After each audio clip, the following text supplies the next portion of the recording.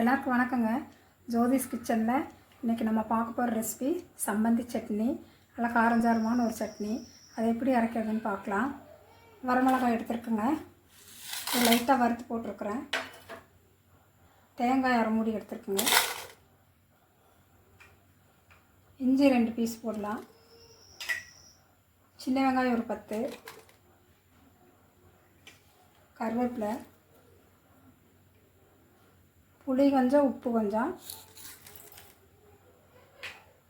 வரமிளகாத்தூள் கொஞ்சோண்டு. இது மிக்சியில் அரைச்சிட்டு வந்துடலாங்க.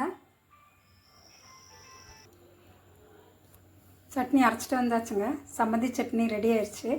இட்லி, தோசை, சப்பாத்தி, சாப்பாடு, சுடு சாப்பாடுக்கு சாப்பிட்டா நல்லாயிருக்கும். இதே மாதிரி நீங்களும் செய்து பாருங்கள், நல்லா அருமையாக இருக்குங்க. செய்து பார்த்துட்டு லைக் பண்ணுங்கள், ஷேர் பண்ணுங்கள், கமெண்ட் பண்ணுங்கள், மறக்காமல் சப்ஸ்கிரைப் பண்ணுங்கள். தேங்க்யூ.